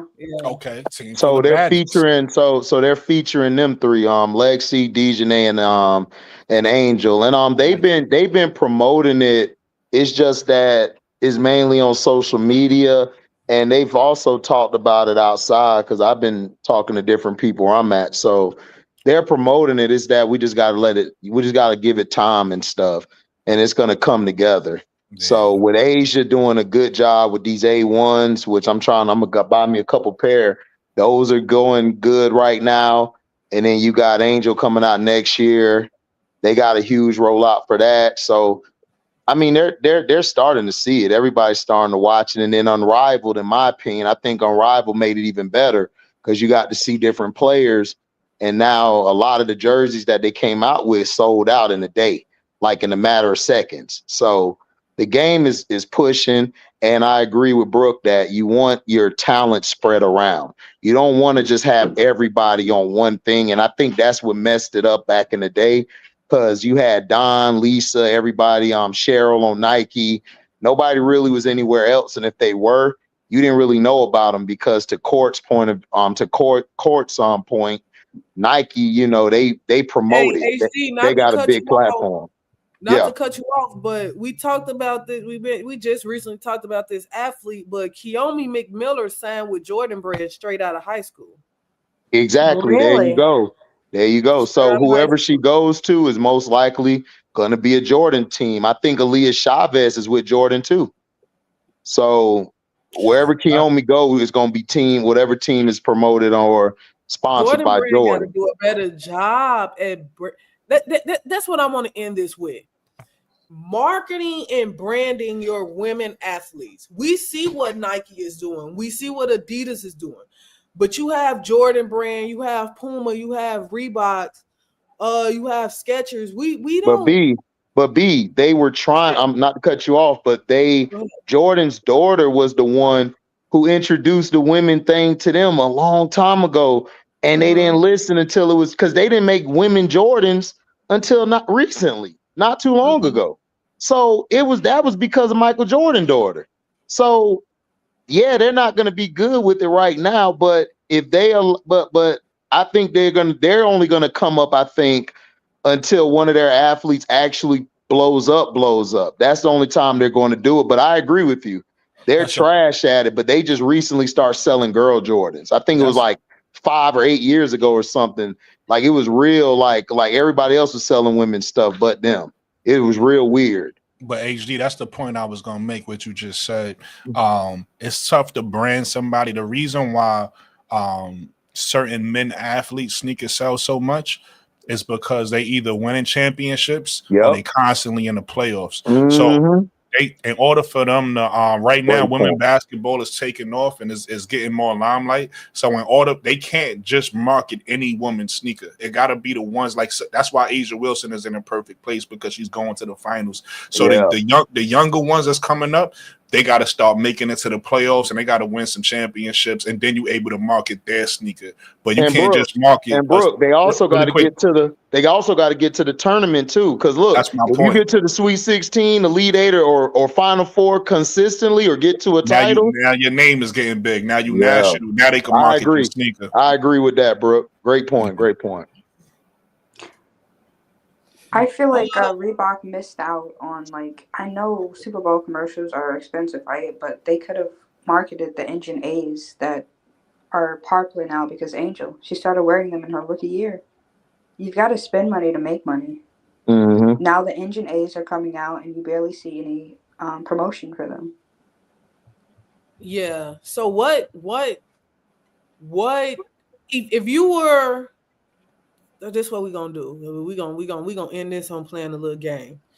Ain't nobody getting Nike because Nike already promoting well. We ain't gonna do Adidas. We gonna do Puma. So you got Brooke, you got Puma and Breonna Stewart. AD, I'm gonna give you Skechers and Rakia Jackson. Court, I'm gonna give you Reeboks. I'm gonna give you Reeboks and Angel them, and then HD, you got New Balance with Cam Brink. And I ain't even got to, you know what? I take Under Armour. I don't even know who with Under Armour. I think it's Marina Mabry. For I'm gonna take Wiley. Right. or Wiley. Wiley. I would take Under Armour. What would you do? What would you do to brand your specific? Like each one got a specific player or two players. What would you do to market and brand that player with the shoe, like with your brand? So, like Brooke, you got Breonna Stewart and Puma. What would you do for her as far like something specific that's to Stewie to help market and build her brand with Puma? I got an easy one. Like I would just off the top of my head, I would have it would be a commercial about a cat, right?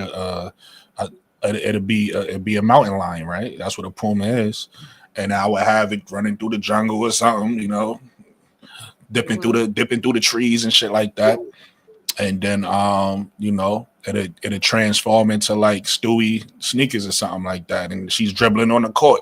She running, you know, she dribbling past people on the court, jump like on some Jordan shit. She jumping over people for the layup. Yeah, I mean, she finished the layup, and then it says something like the Stewie so and so's whatever. And then that's easy for me because Stewie just won a championship, like I said. So it's like you branding a champion shoes, right? And you showing like the hard work and the sweat she put in, and you know, finishing, you know, scoring a basket or something like that, a finishing beat with a buzzer beat or something like that. So it'd be something like that, something with Puma, an actual Puma, a mountain lion, her sneakers, a dope colorway, you know what I'm saying, and her just finishing a bucket, and then having like you know the actual visual of the sneaker, something fly. Like if it's fly, I'm from New York, man. If it's fly, we gonna wear it. I will wear some of these girl sneakers and I'll kill it. Like I like the really quick just to end. I like what Angel did with the roses with her Reeboks and Unrivaled. That was fire to me. I would have killed that with something. So I'm saying, so like dope colorway, having her, you know, running through the jungle. You get what I'm saying? And then her just finish, and then it transforming her on the court, dribbling through the traffic, finishing with a layup or something like that. HD. Puma, I need a check. HD, you got Rakia Jackson them and Skechers, I believe. I thought you gave me Skechers. Okay, you gave me Skechers. Okay, Rakia and I got What did I give you? I thought you gave me Cam, but I'll take Skechers. I gave you Cam and New Balance. That's why I gave Okay, Cam and you gotta watch out for BC Tricky. She's gonna switch your shit up at the last minute on you. No. I work with BB. Me and BB here. Like even when we disagree, I'm joking. Like she be trying to do it on the show, be trying to switch it up on me. I gotta stay 10 toes down. Like hold up. What I would do with Cam is, since Cam is a model and she's a basketball player, I would do it mixed in with like off the court, you know, she's modeling, doing a thing, you know, and then on the court, got her in a jersey, got her playing the defense, and then I would combine it together to present Cam Brink, because Cam Brink is known on social media like crazy, and also a lot of people have sent clothes to her to model, as well as I would have her in a New Balance. I would have her in a New Balance sweats or that, or New Balance jersey and pants, balling, doing a little shot, showing some clips of her in a rookie year or even in college as well. Mix it in with her walking off a model, like baller by day, model by night. Here we go, New Balance, Cam Brink, and that's how I would promote her. And I would do that because the men will love watching her. They're going to want to go get something. And the women, they'll look and be like, oh, I didn't know a girl beautiful can play basketball. And they will go along with it. And the key component, she is white. So it will transfer everywhere.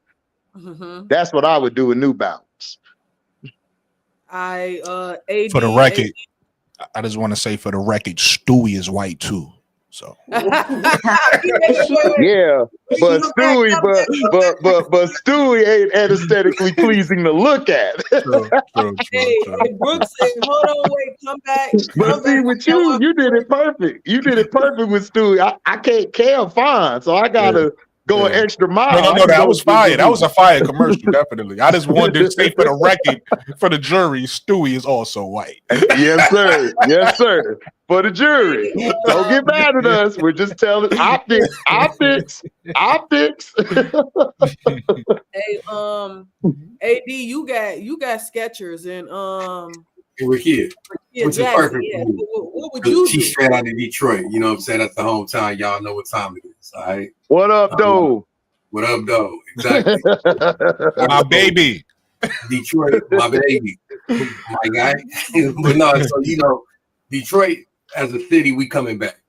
We coming back in a major way. They rebuilt the city.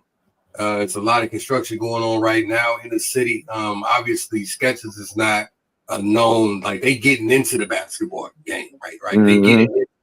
They ain't never had a basketball sneaker. She gonna be the first basketball, especially female Sketcher, you know what I'm saying? Like, but somehow, and we know Rakia is beautiful. Like, that sister's bad. That's a bad sister. Y'all know y'all seen the picture just recently with her Angel Reese. And I think people were saying her Angel kind of got a little something going on with them too. Notice from that picture. Never mind. She been eating her greens. That's all I'm gonna say. Been eating them greens. Hey, we gonna move past Brooke in his comment. It's a fact though. It's a fact though. And she bad. Like, she's bad. She represents Detroit very well. And one thing about her, she's in LA, so she's in a big market. She's in the biggest market. You know what I'm saying? Outside of New York. So I don't know. It's hard to come up with something with Skechers because it's a new thing. But somehow I would try to, tie in Detroit coming back as a city, and all of that, and something starting new, some type of starting new. I would have to tie in just starting new, the city coming back, starting new, and what we got going on here. Even though she playing in LA, and I had to tie that in somehow too. You know what I'm saying? But the player we know, Rakia is Rakia out cold. Y'all know I stand up for her. A lot of people talk about her defense, you know what I'm saying, her streakiness, like she's not consistent, you know what I'm saying? But you do see glimpses of stardom in her, you know what I'm saying? She definitely got the look. She definitely got the look of a star, the swagger of a star, you know what I'm saying? So I will say this, though. I was a little disappointed that she chose them. I think she jumped a little too fast, and she could have had some other opportunities. Especially behind her rookie campaign, because she played very well. She might have been. I agree, AD. I agree with that. Mm-hmm. She might have been in second place as far as behind. Well, in third place. I forgot about. I almost forgot about Caitlin. I was thinking Angel, but you know what I'm saying. Rakia talented enough to have been in first place. I think all three of them could have been 1, 2, 3, depending on the season. So I think she landed in a perfect spot, bro. Like, her going to LA was perfect for her. Being with Cameron Brink and Brink having an injury gave her more of a shine and gave her more of a goal on there. But I don't know. Shit. You know what I'm saying? Tie Detroit in there somehow. Use her, her appeal, her sexiness, you know what I'm saying, somehow to gather the people. My son got some sketches upstairs.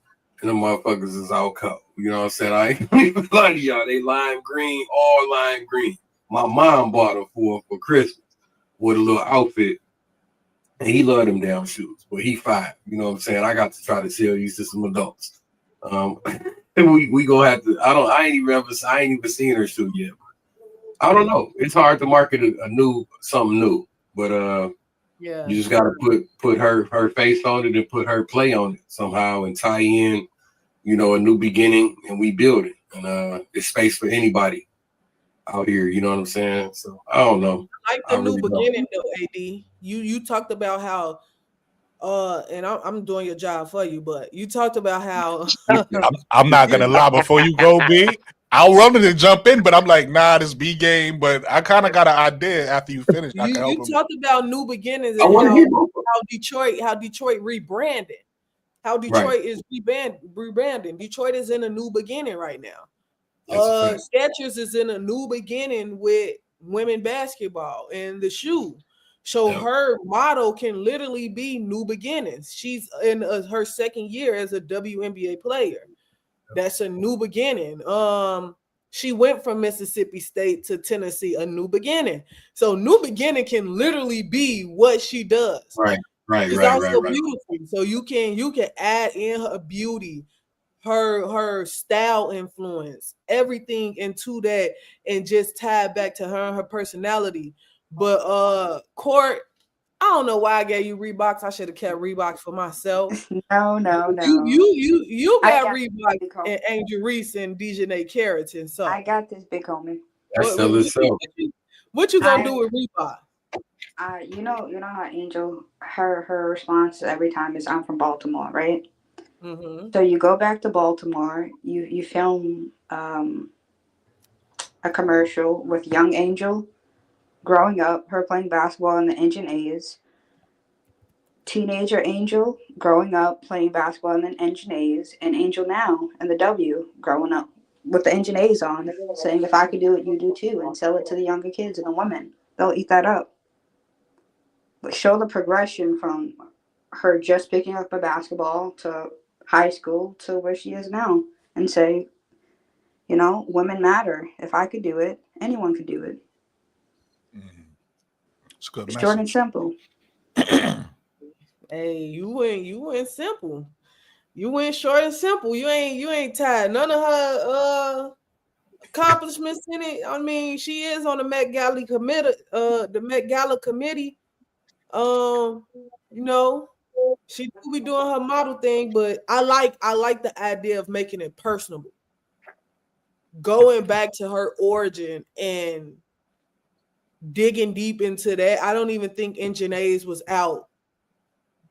They may have been, but just going back into her origin and you know what? I ain't giving you my idea. I'm gonna move on to me. I got Under Armour.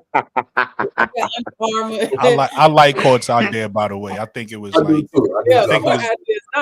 I think it was a dope idea because it touched people. Like her idea touched like an Angel have the effect on young girls. So I think that's what her idea is about. Like talking to the younger ones, saying, "Hey, listen, you could do this too."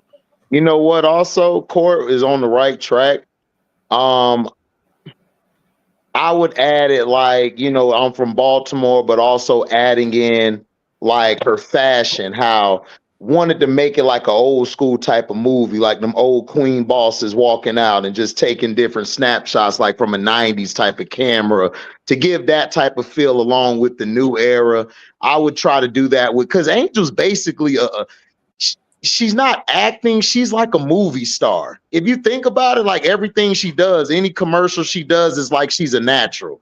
Like, so you could tie some of that into it as well, and along with the I'm from Baltimore, and then tie in, different parts of the city in there, like the court she played on, like the parts where like, showing like a Mellow jersey or something, and then it got her name on it. Like, just that's a great idea she had. I would just add on to that with other stuff as well. Cause she's so like, she's from Baltimore, but she's glam with it. Like she's glamorous and she tough with it. Like show some plays where she knocking Shakira over, doing some things on the court, like I that's a great idea, but I just wanted to add some 2 cents to that. We don't want a little dog. We want a big dog. Y'all about to give me my props. Show her knocking over Fee. We want a big dog. Right. We want a big dog. Right. That's what we want, a big dog. I don't know who Fee sound with, but y'all about to give me some props on man. Because somebody said Nike. I think man good. I got Under Armour and Malaysia Fort Wiley. I think Marina Mabry is with Under Armour as well. I think she just recently did some shoots with them. We don't care about her though. Go with Fort Wiley. I would play off of Malaysia Fort Wiley and her being from Carolina. I would play off of that. I would, similar to what Court said, I would go back to childhood too and show her in a sports circuit throughout her childhood. My only difference would be that it would be a dream. And the reason why it would be a dream is because I'm going to play on her relationship with Stephen Curry. And she's going to go through the sports circuit from Pee Wee to AAU to traveling basketball to South Carolina dominating, and then at the draft. But the draft is going to be for the NBA. And she going to be the first woman to get into the NBA through the draft. She going to play with the Golden State Warriors. She going to wear number 30. She going to be doing her thing and her dream. She going to wake up and be like, the heck? Get up, put her sneakers on, zoom in to her putting on the Under Armours and picking up the ball. And then she going to head out the door and hit the court. I'm going to play on everything. I'm going to make people mad. I'm going to make people, because you know people say women can't do what men do. Women can't Right, do. right. I'm going to make people mad because she got drafted to the NBA, not the W, the NBA. Then she went in there and put on number 30 and played for the Golden State Warriors and was killing them. But it's going to be a dream. And I'm going to play off of that being her dream to go to the league, because when I was born, I didn't want to be in the WNBA. I always told people I'm going to NBA. I'm going to be the first woman in NBA. I'm going to be the first woman in NBA. But that's how, like, women, we appreciate the W. We love the W. W is the league for us. But before it was the W, we thought we could hoop with the men. And we still believe we can hoop with the men. So I'm just going to play on her dreams of being a pro. So that's my thing for Under Armour. We're going to use Malaysia for Wiley. We're going to use her connection with Steph Curry. We're going to make people mad. We're going to make people happy. But we're going to push it. We're going to push it. B, I'm going to send you an invoice for all that stealing you just did. I did think about that, Court. I ain't gonna hold you. I ain't steal nothing. She was like that. That was terrible. Yeah, I'm gonna take a little bit from my Court. Yeah, nah, I'm gonna send you my invoice. I'll let you go. I'll let you go first, but I ain't steal it. I promise you, I did. Hey, chat. So we need you to vote. If you like Stewie's commercial, put a 1 in the chat. If you like Cam Brink's commercial, put a 2 in the chat. If you like Rakia's commercial, put a 3 in the chat. And 3 1 3. If you like Angel commercial, put a 4 in the chat. And if you liked for Wiley's commercial, put a 5 in the chat. So we can see who won. I'm a little biased. That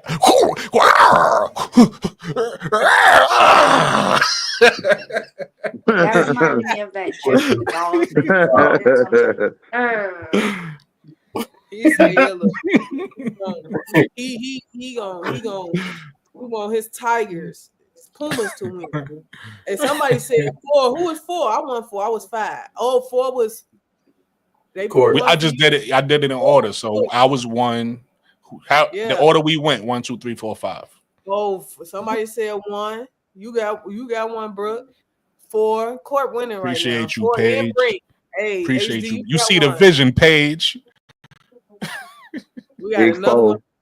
I think this chat is biased. I think these. Yeah, this is an Angel chat. I like Angel commercial. Y'all gonna win anyway. I got the dub. Hey, that's okay. That's okay, man. Hey, Court. Hey, that's fine. That's fine. Court, man, had a good commercial. Shoot. I like Court commercial. Court had a good commercial. Yeah. That was Court. You know what? Court did have the second best commercial. She did. I liked her commercial. No, sir. I'm not gonna let you get that off. PK, don't start. The chat was a little bit biased though, but he said the chat a little bit biased. Hey, let's give Court a round of applause. Shout out to Court. Hey, Reeboks, if you heard what Court said, hit the DMs. Hit the DM. We'll get you in touch with Hit the DMs with an invoice. Yeah. We ain't do none of this for free. We ain't doing none of this for free. These companies they hire all these older people. You need younger people on your staff. We know like what other people want to hear. Like that older generation is all played out. It's a new way of marketing. Somebody told me that Lynette was the first one to get drafted to the NBA. See, that's what makes my commercial even better. It's a dream. No, don't get that off. Don't get your takes off. Yeah. Take that out. You want to know what happened, Court? After she woke up, she realized she had the third best commercial. It was me and you. Hey. No. Wait. What did Angel said? She turned dogs into dog food. That's what I just did. That's a fact. She definitely said that. She doing too much yapping on the show. We appreciate y'all coming on the show with us today. HD Court rocking out with me, Brooke and AD. We gonna end the show here. We ask everybody to like, comment, subscribe to the channel, subscribe to my channel, B Sports Buzz, subscribe to Brooklyn channel, the perspective with BK80s, and subscribe to AD's channel, Fast Break. That's FSTBRK. Also, my guy HD got a channel. Welcome to HDIITV. Make sure y'all go over there and subscribe. And Court ain't got no channel. She just a stalker who like to follow me around from Twitter. That is That's messed up, yo. That's crazy word. crazy. Don't put that out there. They gonna believe it. You know they believe everything on the internet. Hey, somebody said, can we post the links in the chat? I'll post the links in the chat while Brooke and AD get their goodbyes off. Wait, BK, slide your Twitters because I'm sliding your DMs about sellers. You said what's my Twitter? My Twitter is the same thing as my name. So it's because it's trying to bother me talking about I'm finna slide in your DMs about selling. She sat up here and she listened to us, Brooke. She listened to us have our debate about sellers. Yeah. What side was she on? I'm assuming she on your side because she won. She always on. Oh yeah, you know we roll with Maryland all day. Maryland, baby. She got a bone to pick with me. It's Maryland. It's Maryland. People get on me. I say Maryland too. The people from there call it Maryland, baby. I done been around. I grew up around Maryland people. I say Maryland too. People get on me for my they call it Maryland. Yeah, but my Twitter is is the same thing as mine. See, it's not on here. I put it in a private chat. You can see you know what a private chat is at? Yeah, you just gotta hit the private chat on that. I don't gotta be the private chat. I put it in chat. Anybody can follow me. It ain't private. My Twitter. All right, I'm dropping the links in the chat right now. Make sure y'all go follow Brooklyn at the Perspective with Brooklyn 80s. That's my YouTube page. I could definitely subscribe, hit the like button, holla at me in the comments. I holla back. And that's also my Twitter. If anybody want to holla at me on Twitter, is at 80s baby. You heard? Hey, I think AD actually changed his name. It's Get Active. I did, but y'all know I don't. Oh, you should have told me, AD. I'm still promoting the old name. Wait, my whole thing is I don't even care about the channel, bro. I just don't like do that because I can't care about it more than you care about. I'm trying to help promote you, bro. I know, I hear you, but I really like. I ain't worried about that, bro. I really ain't, honestly. You know what I'm saying? I'm up here to just talk sports and have some fun. Man. You know what I'm saying? Honestly, I still want you to be. You know, I still want you. So it's active with AD. It's active. What is it now? Promote the channel now. With AD. Go ahead, AD. Promote the channel. Go ahead. Get active with AD, but like I said, I ain't worried about it. I really you might as well call it AD Active. You know what I'm saying? You know what I'm saying? I honestly, my channel really about to turn into my daughter. You know what I'm saying? It's really just gonna be her. It's gonna be all about you know her footage and her playing basketball and all of that everywhere we go. B, did you see that? They told us to tell Carlin bro. Next weekend, I'm going to South Bend. She got a tournament in South Bend next week. I'm going out there. When I go out there, I might interview some of them people out there just to see what they think about him and Olivia's situation and just see what the vibes is out there. Because I think we're going to Notre Dame. That's where her game is at. You know, we're going to be out there for the weekend. So I'm going to tap in with the people out there and see what they talk about. Smoke Junior, what did you do to get banned from the playback? For me getting on here, if it happened, it happened. I ain't, you know what I'm saying? I ain't tripping on that. What? Somebody got banned? Somebody got banned on the playback? Yeah, they want us to unban Smoke Junior. Smoke Junior talking about hey, B, you done pissed B off. What you said about 12 Island? You done dissed 12 Island and B done blocked you. It probably was me, to be honest. What did you say? It probably was Court, actually. Court quicker. I will ban you in 2.5 seconds. What'd you say? Good job, Court. Good job. You will. But like I said, thank y'all for coming on the panel with us today. It was a great show, for participating in our game and everything, rocking out with us. Make sure y'all like, comment, subscribe. We're gonna bring y'all this show every Thursday now. We're gonna try to give it to y'all every Thursday now. Just a little schedule change, that's all. But thanks for rocking out with us. Like, comment, subscribe to the channels. All the channels is in the chat. And that's all we got for y'all. Have y'all a good night. Be safe. And as I say on Twitter, stay black. Period. Bye. Yes. Y'all take it easy.